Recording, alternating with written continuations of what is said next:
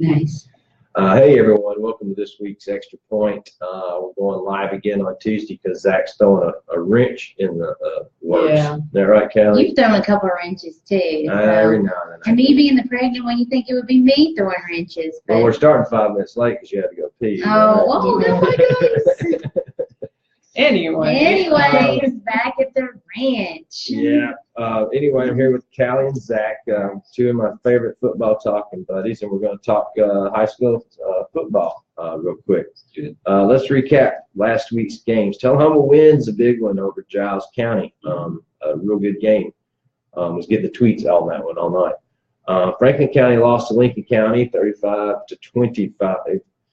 Coffee County had a good game against Siegel, 43-35.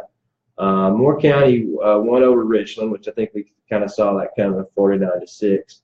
And just other games of interest. Fayetteville down south won big. Grundy County lost pretty big. Huntland lost again, and Shelbyville beat Page. Yeah, big game. Big win for Shelbyville. Yeah, big win for Shelbyville. Just to talk this week before we talk about last week's games, Maplewood will be at Tullahoma. It's a big game. Coffee County at White County. Shelbyville at Franklin County. Moore County at Pleasantville. Or Mount Pleasant. Y'all getting an at thing? Yeah. Fayetteville will be at Grace Christian. Granite County at Smith County. Richland at Huntland. So one team has a home game this week in Tullahoma. And Lincoln County at Summit. Let's see. Let's talk about the Tullahoma win real quick, Zach. Run us through that, because I was getting Facebook notifications and it was changing every 5 minutes. Yeah, it was a back and forth game. A lot of offense, 970 yards between both teams. Yeah, it is. But it was a back and forth game. Probably Tullahoma's best game that's put together all season on both sides, or not on both sides at all, but on the offensive end. And first and second half? First and second half, they played it.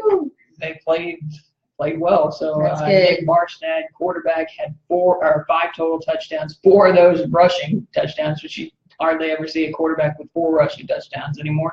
Then you had Amari Burks. That kid is just something else. Has 132 yards on 2 fourth-quarter runs. Wow. Back-to-back a 64-yard touchdown run, and then a big 70-yard touchdown that put Tullahoma ahead. And then you had your defense step up whenever it needed to. You didn't get many stops, but it got 2 major fourth-quarter stops that ended up propelling Tullahoma to the victory. And it was a major victory for Tullahoma. They needed that one badly. Well, good for the Wildcats. Franklin County lost to heartbreaker Lincoln County. They needed that one for They needed it. Chance. Well, that and it's a playoff chance, to region win. Also a big rival win, but I really think they were looking over these guys, looking towards Shelbyville as their last game. Yeah, Franklin County was. They were thinking about the playoffs. They were thinking about the playoffs, and in Lincoln County being 2-6, or at the time they were, or 2-4 at the time, I think. They weren't really focusing on that. And clearly, Lincoln County wanted this more. You could just tell. Rudy and Kay Cooper just showed out. They all but stopped Jarius Johnson and Cameron Yardlett on the run, forcing Franklin County to go to the air, which is something that's still very new to this Franklin County offense.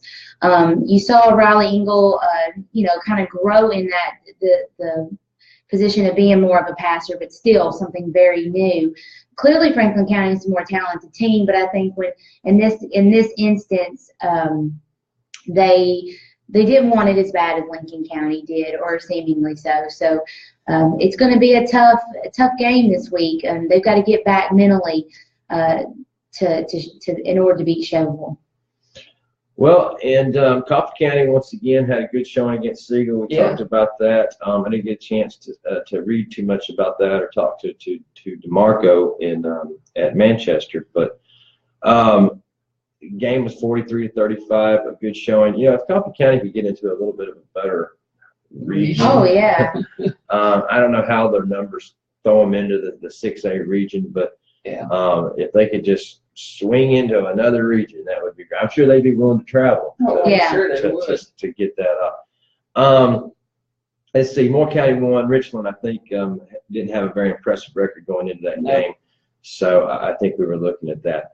We're going to talk potential playoffs this week and just, moving forward.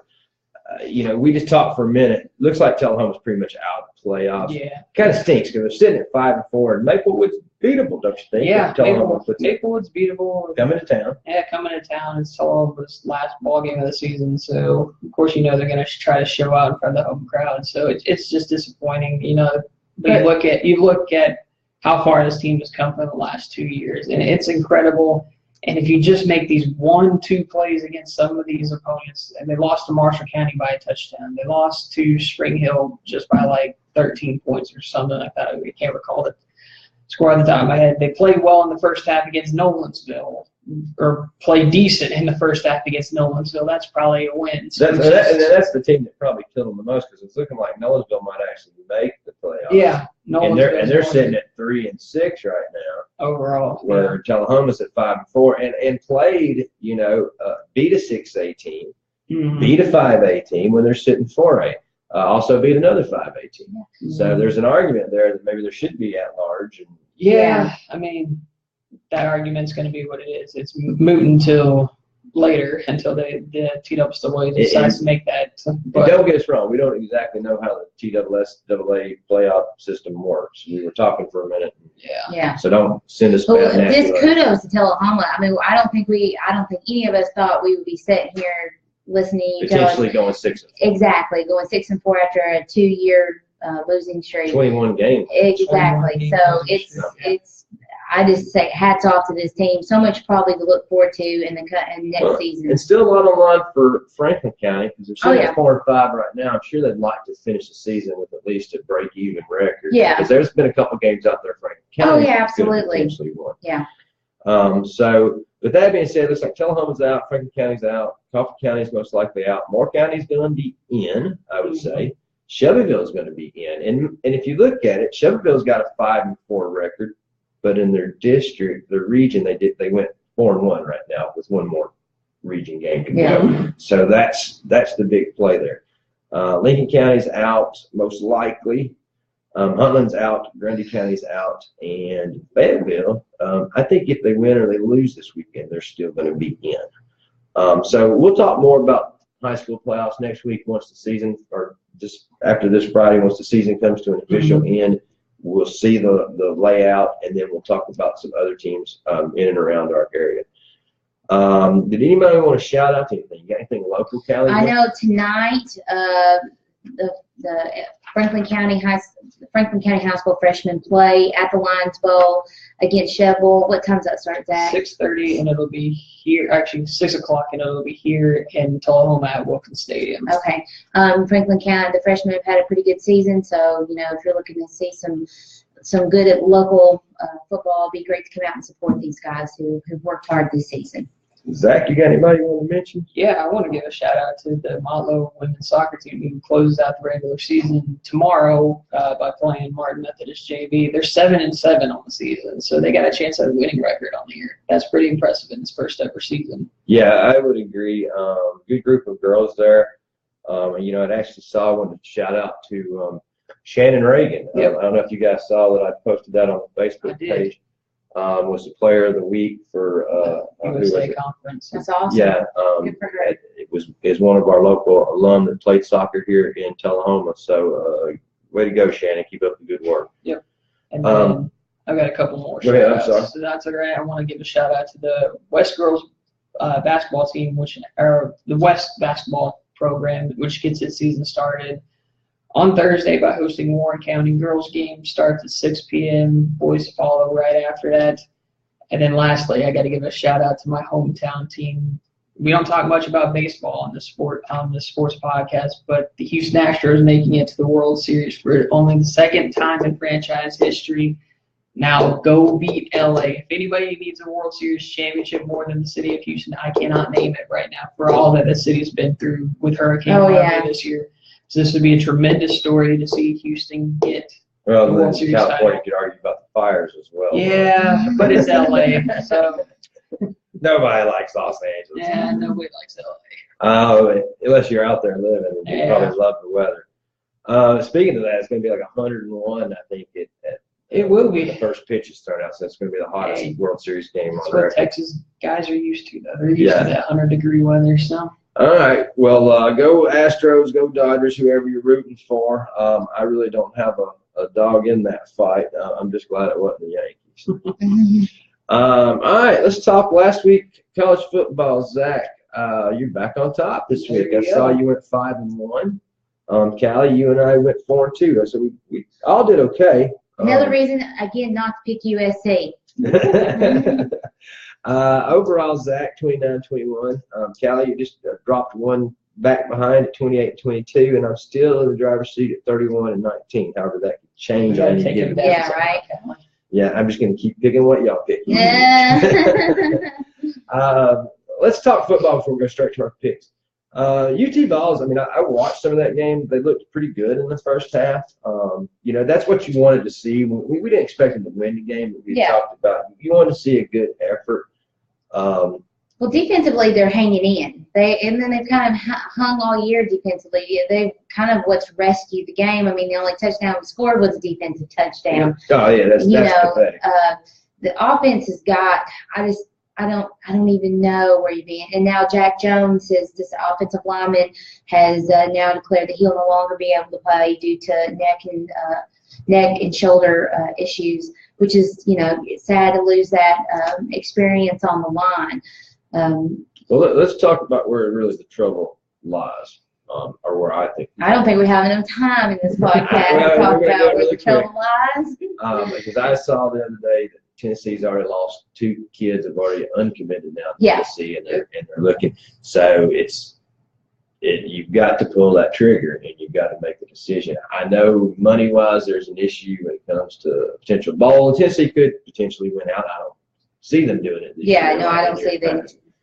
But, coaching, no matter what, and I said this before, you're the head coach. If it's your offensive coordinator spot, then you find a new what? Offensive coordinator, If your defensive coordinator spot, you find a new defensive coordinator. If it's your quarterback spot, then you find a new quarterback coach, or you get a new player. Yeah.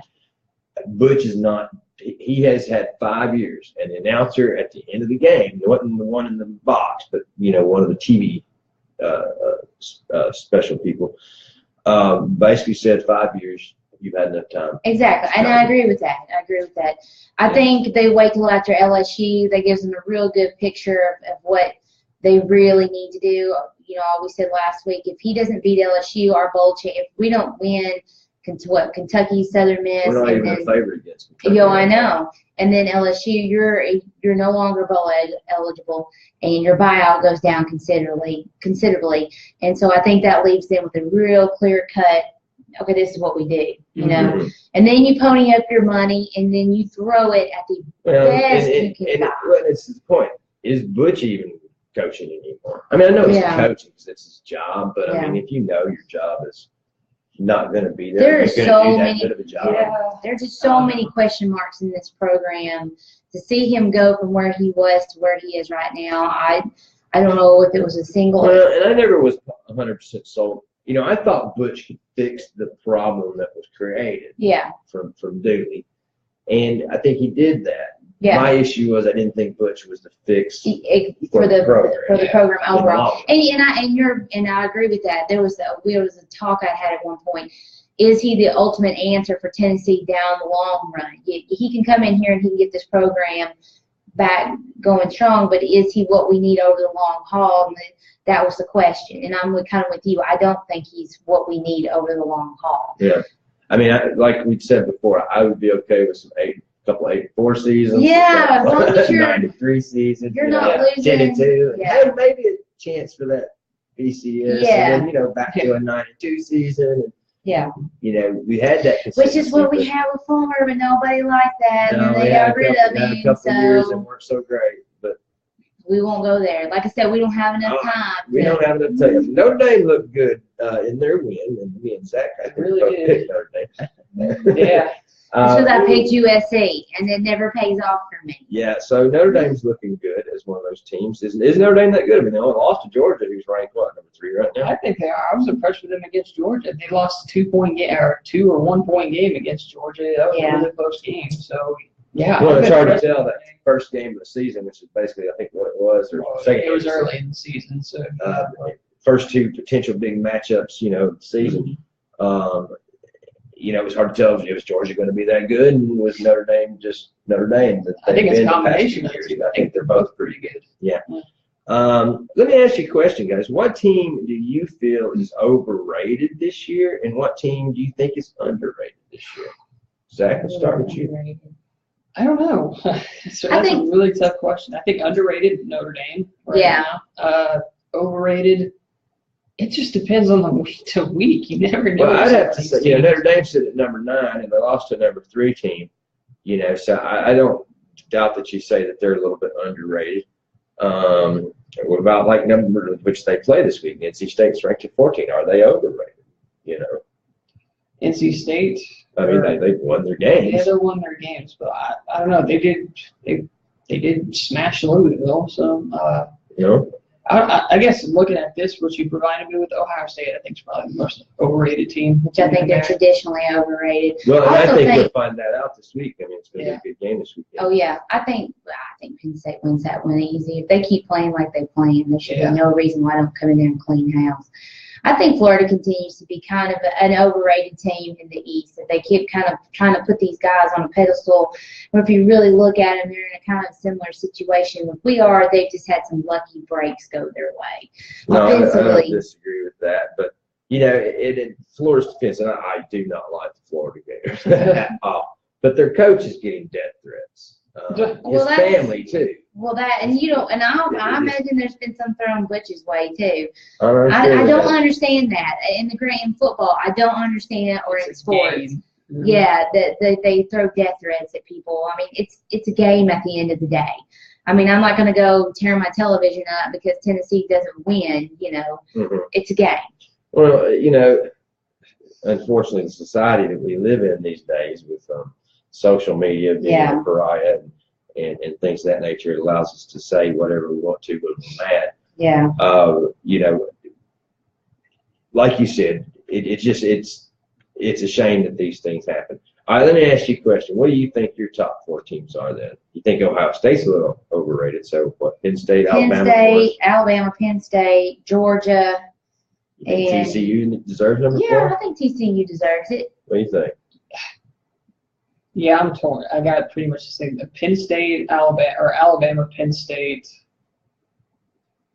Georgia, and I'm torn between that 4 spot between Notre Dame or TCU. Both have been really impressive to me. Well, and I'm not completely sold on Penn State either.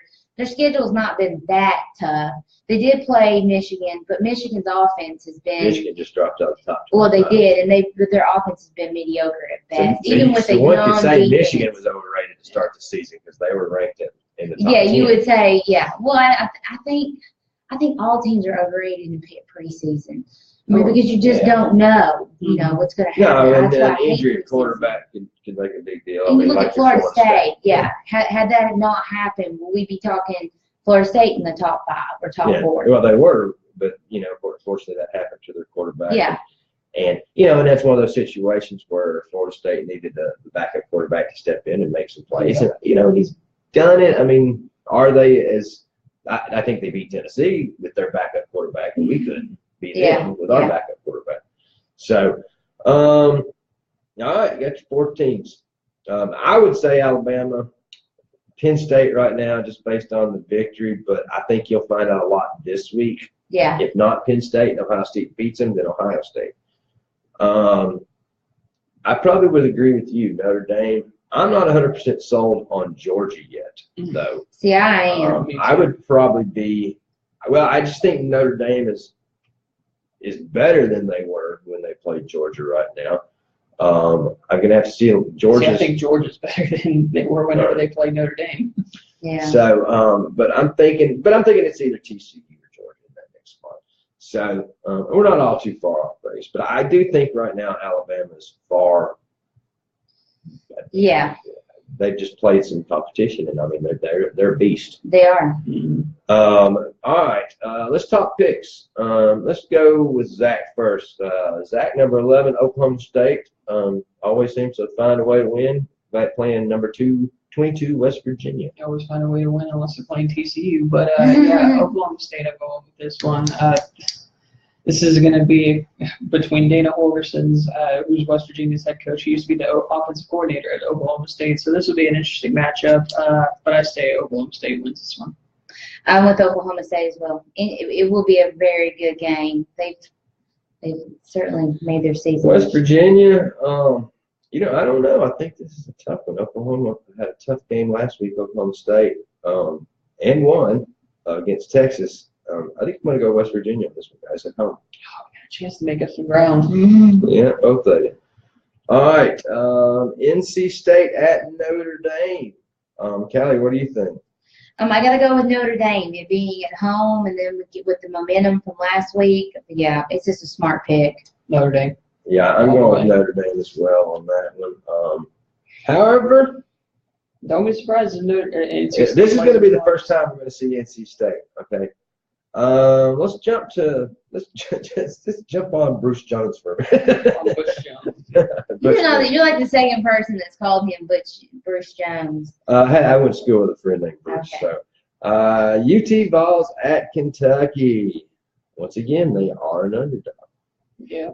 I say Kentucky. They got manhandled last week by Mississippi State, but I think their quarterback has just got enough in him to beat this, to claim the win over us. I'm going Kentucky. I think it's something's going on mentally with them. Yeah. Tennessee right now. Now they've got the question marks in their head. Can we do this?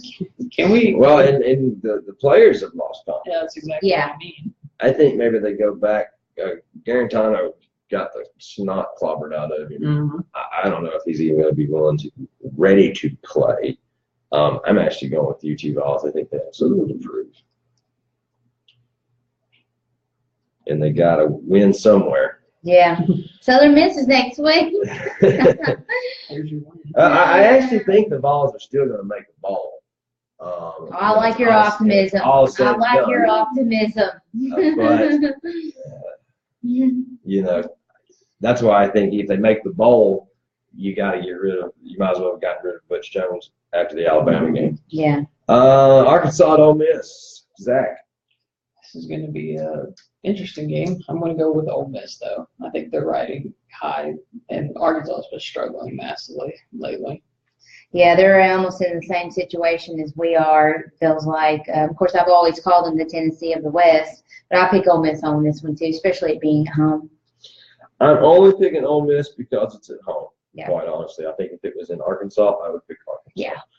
All right, Mississippi State at Texas A&M. Mississippi State's kind of been an up and down team. Gives you a little bit of a they played Alabama. They got it's not and they played well last week. I would have not seen that trouncing. Yeah, that was. But I think Texas A&M pulls this out, especially being at home. That's a hard place to win.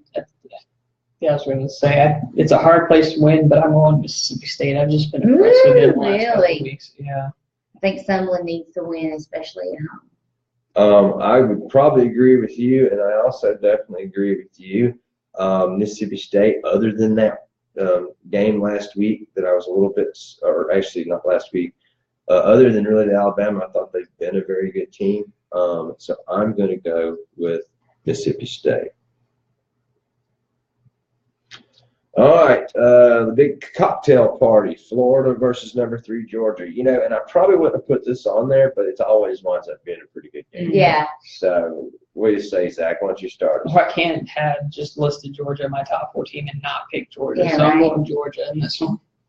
Same here. Of course, y'all know I ain't never picking Florida.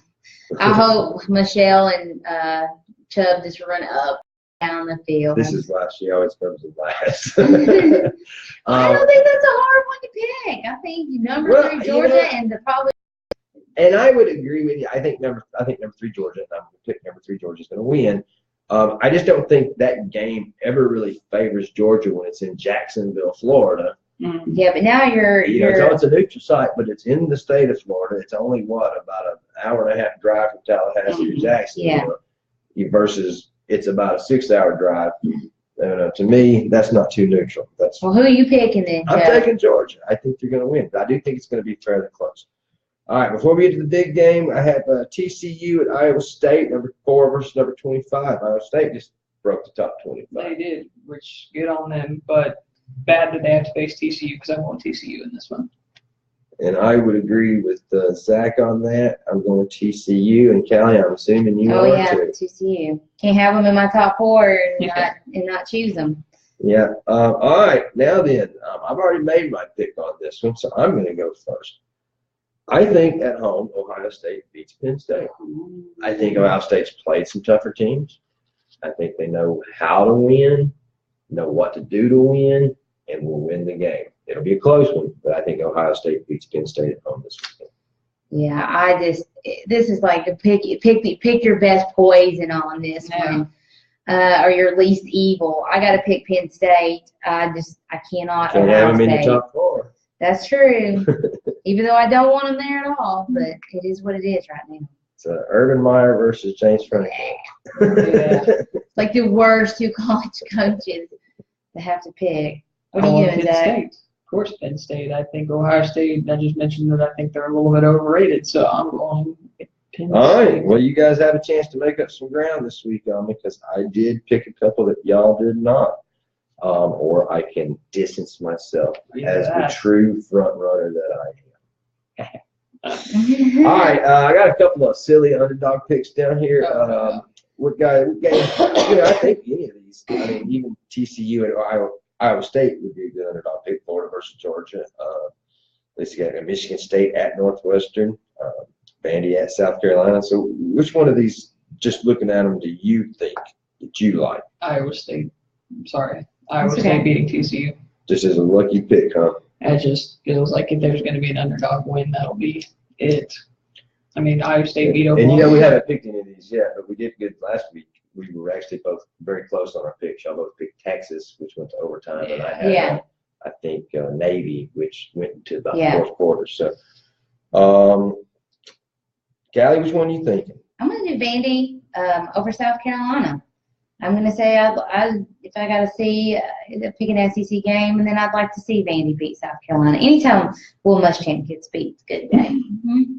I'm going to go with the very last one on the list. I think that is actually definitely possible. You didn't say that Northwestern. No, Georgia Tech. It is possible, and I looked Because at Georgia that. Tech's played well. Yeah, they have. And they almost pulled it on Miami when I picked them a couple of weeks ago. So, Yeah. They need a City to win to get that back into the – and they haven't had a bad season this year. They should have beat UT. They should have. And if they can beat if Clemson can get beat by Syracuse, why not Georgia Tech? Well, Syracuse almost beat – I mean, how does Syracuse lose to MTSU and then almost beat – Because that's why they play the game. As Bourbon said, that's why they play the game. All right, let's talk Titans football. 12-9. What a great game to watch. Crazy game. I think that was a soccer game. What a bunch of soccer kickers won the game. And went to overtime to even make it go longer. All right. So speaking of sad, 12-9 victory over the winless Browns is nothing to brag about, do you think? No, but it was a short week for the Titans. You know, they were coming off of that Monday Night Football win against Indianapolis, so you only got 6 days to prepare for this one. So no excuses, though. That should not have been 12-9. Well, it looks like the only guy that was practicing was the field goal kicker. Yeah. Yeah. Anyway, that was just a lackluster performance. At least a win is a win, though. So I mean. Yeah. Well, inevitably, it's just like me in fantasy football this year. Whatever team I'm playing, I do well, but whatever team I'm playing has the best game of their life. So I'm waiting for the second half. Did you get a chance to watch the game? I saw bits and pieces of it. We had soccer games in Smyrna, so I was keeping. I wish I was either watching that game or had gone to your soccer games because I got drove to the Bell Buckle Arts. Oh, bless your heart. And now it's a big fair. Nothing against Bell Buckle, the crash fair. You better say that to save some ground. I know. I am never going back to that. My wife can have a good time next year by herself. Because if you have not been there, it's huge. Yeah. Anyway, the next 3 games, Titans are going into a bye this week, so that's good. Yeah. They're talking about injuries. Mm-hmm. They hopefully will have Mariota back more to 100%. DeMarco Murray back to 100%. The new receiver, can't remember his name, Davis. Yeah. Back, and they say that he's a difference maker. Next 3 games are at home against the Ravens, at home against the Bengals, and then they go on the road to Pittsburgh. Pittsburgh's looking good. Yeah, they are. Started a little shaky, but I did see some of their games the other day, and they cringed to me. I think they're going to have a tough time against the Ravens. I think they're going to have a tough time against the Bengals, and I think they'll lose against Pittsburgh. So Yeah. right now, sitting at 4-3, could be sitting back at 4-6 before that game. I see them getting to, as long as everybody stays healthy, they have a good bye week and get back on the field. The Ravens have been so inconsistent this year. Well, I the used to Bengals joke have that the too. Steelers were. I used to joke that the Steelers were probably the most bipolar team. But looking over at Baltimore, they keep losing these games that they should have not be losing. They got blown out by Jacksonville. They get blown out, or they get pretty much dominated by the Chicago Bears from start to finish. And then they lost another one this past weekend. And they don't have any wide receivers anymore. Mike Wallace gets knocked out with a concussion during the first half of their game this last weekend. So they're struggling receiver-wise. So I say the player that hit him actually got suspended for a game. So so I think the Ravens is a perfect chance for them. Yeah, it's at home too. And the Bengals have been so inconsistent this year as well. Their offensive line play has been terrible. If the Titans want to make a playoff run, they got to win these two games. Yes. Yeah. And by winning these two games, then I think they can go into Pittsburgh and say, hey, we can win this game. Yeah. I hope they don't. Because that's only because I'm a huge Steelers fan. But no, but I mean, it does, though. You know what I'm saying? Yeah, it's going to make me a little bit nervous. Absolutely. If the Titans do get these 2 wins, like I think they can. Well, I mean, these 2 wins, they need to be 6-3 going into that Pittsburgh game. Just potentially to finish out the season. Luckily, the bye landed at about halfway of their season. Yeah, they need it. So, but with that being said, good luck, Titans. I got the Predators are on tonight. Predators having not a great start to the season, but a pretty good start so far to the season. And I guess we're about done talking That's all. football. I know. It's almost over. I'm going to It miss is you guys. We can do this during the spring if y'all want to. Yeah, we need We can to. continue Yeah, talk we need to. baseball, basketball. So, hey, folks, we appreciate you joining us. You can always reach Zach at. Reach me on Twitter at Zach Birdsong. No spaces in between. You can always reach Callie at. NewsGal27, and that's on Twitter as well. You can always just call us up, let us know what you think. We're always looking for sponsors. We'll take interviews. We'll do whatever. That's right, If you guys want to, hopefully have a good weekend of football. Let's do it.